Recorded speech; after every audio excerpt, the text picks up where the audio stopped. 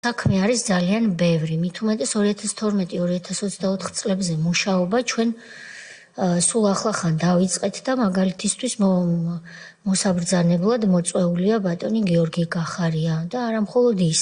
თია წულკიანი გიორგი გახარიას საგამოძიებო კომისიაზე იბარებს. ქართულ ოცნებას ექს-პრემიერთან კითხვები 20 ივნისის საქმეზე აქვს.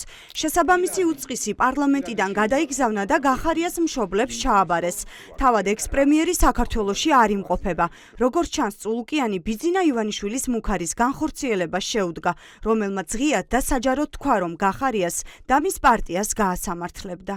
ისევ დაუბრუნდები ამ ჩემს მოუშვიშებელ ჭირობას, ესე ვთქვათ. აი გახარიას პარტიის წევრები, არ ვიცი, კიდევ ვიმეორებ, რომ არასდროს შეურაცხყოფა არ მიმყენებია პოლიტიკოსის. ამ გარეწარს ამასთან რო დგანან და ამის გვერდით, რა თქმა უნდა, მათ გასამართლება მოუწევთ. რა თქმა უნდა, ამათ მოუწევს პასუხისმგება და მკაცრი პასუხისმგება. მასაც და მისი პარტიის წევრებს უფრო მეტი გაღიზიანება მათზე მაქვს. ისინი ქართული ოცნების წევრები იყვნენ, ურალის. ახლა მთავარი კითხვაა, მივა თუ არა ექს-პრემიერი პარლამენტში და უპასუხებს თუ არა წლების განმავლობაში უპასუხოდ დარჩენილ კითხვებს. მაგალითად, ვინ გასცა მშვიდობიანი აქციის დარბევის ბრძანება. ექს-პრემიერის პარტიაში აცხადებენ, რომ გახარიას კომისიაზე მისვლა ოცნების თვით ლიკვიდაციას გამოიწვევს, თუმცა თავად გახარია მთელი დღეა დუმილის სტრატეგიას იყენებს. ეგრეთ წოდებული საგამოძიებო კომისია, როდესაც გახარიას იბარებს გამოკითხვაზე, ეს არის ფაქტობრივად ამ კომისიისთვის დასასრული და ლიკვიდაცია.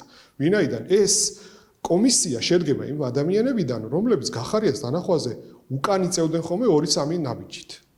ასე რომ როგორ წარმოგიდგენიათ ახლა გახარიას, როდესაც ისინი იქ იხილავენ, რა დაემართება თითოეულ მათგანს. გამორიცხული არ არის 20 ივნისის საქმეზე გიორგი გახარიას წინააღმდეგ ჩვენება ირაკლი კობახიძემაც მისცეს.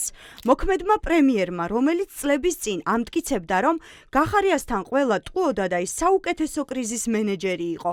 სავარაუდოდ ორშაბათს აქ, ამ დარბაზში, გადადგომის შემდეგ ექს-პრემიერი მოქმედ პრემიერს და ყოფილ თანაგუნდელებს პირველად შეხვდება. თუ კიდევ ერთხელ პირველი ვიცე-სპიკერი იყო მისული საგამოძიებო კომისიაში და ის ინფორმაცია, რაც მას ჰქონდა, მიაწოდა საგამოძიებო კომისია. ვისაც აქვს ინფორმაცია და არის ღირებული ინფორმაციის მატარებელი, ყველას შეეცდება, ყველა გამოკითხოს საგამოძიებო კომისია. თეა წულკიანის გამოსაკითხი ადამიანების სია იმდენად დიდია, რომ კომისიამ დღეს მუშაობის დრო კიდევ ერთი თვით გაახანგრძლივა. ხვალ დილის 10 საათზე პარლამენტში გიორგი ვაშაძეს და ნიკა მელიას ელოდებიან, თუმცა ამაოდ არც ერთი მათგანი კომისიაზე მისვლას არ აპირებს. კლოუნები არიან და კლოუნებს რა უნდა უპასუხო. მოვიდეს თეა წულკიანთან ერთად რუსთაველზე, და ღუდუშაური თუ ნებისმიერი სხვა. ყველა მოვიდნენ რუსთაველზე, დაბარებულები არიან ხალხის მხრიდან, მოვიდნენ და ანგარიში იქ ჩააბარონ ხალხს. რატო ამდენი პოლიტპატიმარი ქვეყანაში? მათი პროპაგანდისტული სტრატეგია, რომ ჩვენ არ ვისაუბროთ იმ პრობლემაზე, რა პოლიტიკურ კრიზისზე და ეკონომიკურ კრიზისზე, რაც ქვეყანაში დგას და ვისაუბროთ წარსულზე, რომელიც უკვე დღეს აღარავის აღარ აინტერესებს. ანუ ამით ააქტიურებენ თემებს, რომელიც მათ სჭირდებათ. გავრილოვის ღამის შემდეგ ბიძინა ივანიშვილმა გიორგი გახარია შინაგან საქმეთა მინისტრობიდან პრემიერ-მინისტრად დააწინაურა.